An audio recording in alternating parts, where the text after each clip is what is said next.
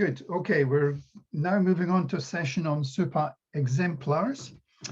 And I'm delighted to introduce the chair for the session, Martin Hendry.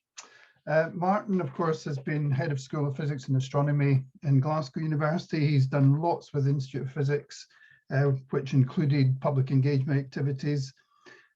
He's currently the RSE program convener for, I think, next 3 or 4 years. Also, of course, his research area in gravitational waves was one of the biggest breakthroughs in science in this century. And Martin, I can't remember the title, Martin, but you were chair of some sort of organization worldwide looking after media and public engagement. So that's maybe something else you can touch on. So over to Martin. Thanks very much, Alan. I sometimes struggle to remember the title myself. The LIGO Scientific Collaboration has undergone a little bit of reorganization of its structure. And I think my title is now, at least when I last checked, chair of the Communications and Education Division. So that's one of several divisions that oversee all of LIGO's activities. And that's part of the global network of detectors we now have, including Virgo and CAGRA. So a very warm welcome to everyone. I'm delighted to be chairing this session. We've got a little bit less time pressure than we did in the previous session. There are fewer speakers, and we also have a few extra minutes. But nonetheless, we will be very keen to finish on time for lunch.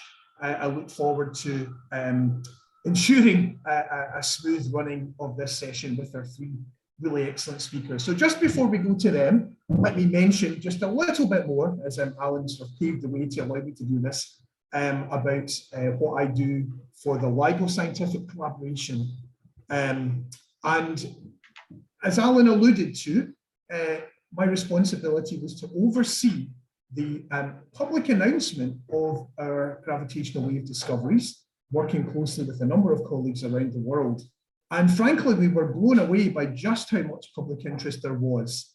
And maybe the even more remarkable thing is that 6 years after we made that first detection and about 5.5 years after we announced it, the level of public interest in gravitational wave astronomy and physics is still very high. So we are minded that sooner or later, the public may tire of yet another gravitational wave discovery, but it's very pleasing indeed to see that that has not happened yet.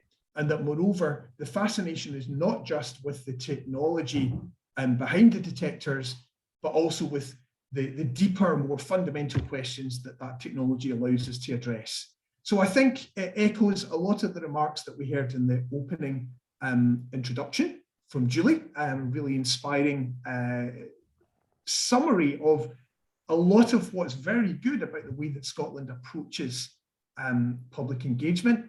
That it's rooted not so much in what we learn about the universe, but how we learn it, getting our general public to understand how we think like scientists. And as Julie so aptly noted, that's all about empowering the public to make good choices for themselves about all manner of aspects of their life.